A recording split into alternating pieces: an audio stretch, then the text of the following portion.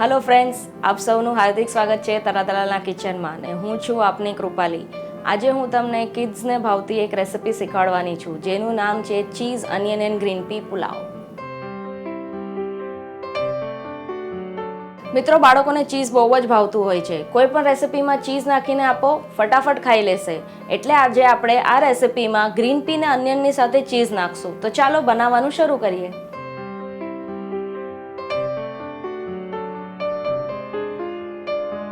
તો સૌથી પહેલા આપણે એક ડીપ પેનમાં તેલ ગરમ કરશું.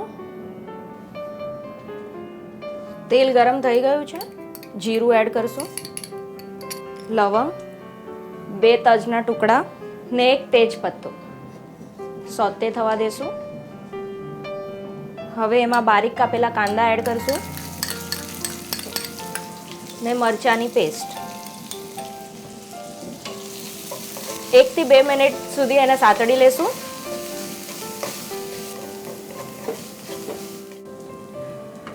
હવે એમાં રાઈસ એડ કરશું, જેને મેં અડધો કલાક સુધી પલાળીને ડ્રેઇન કરીને લીધા છે ને એને 1 થી 2 મિનિટ સુધી સાતડી લેશું.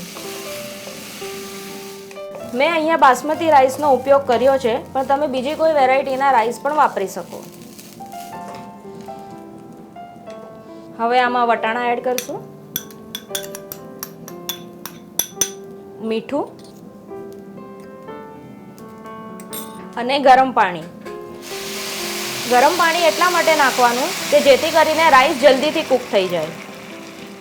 મિક્સ કરી લેશું બરોબરથી. હવે એને ઢાંકીને ધીમા તાપે આપણે એને કૂક થવા દેશું. વચ્ચે વચ્ચે ચેક કરતા રહેવું કે આપણો રાઈસ કૂક થઈ ગયો છે કે નહીં. તમે જોઈ શકો છો કે થોડો રાઈસ કૂક થઈ ગયો છે.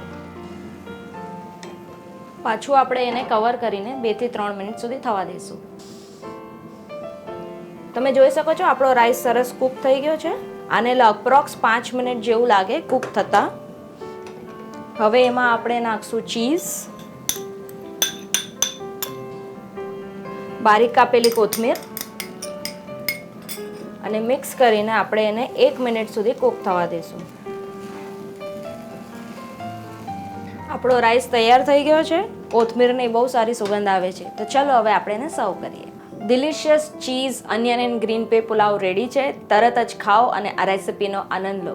અને હા, તમે આને થોડો ઠંડો કરીને મોટા અથવા બાળકોને બંનેને ટિફિનમાં પણ આપી શકો.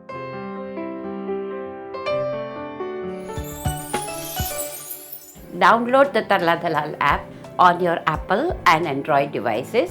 Follow us on the Facebook and tarladalal.com. If you enjoy our recipes, click like. To see more of my recipes, click here. Please share your comments.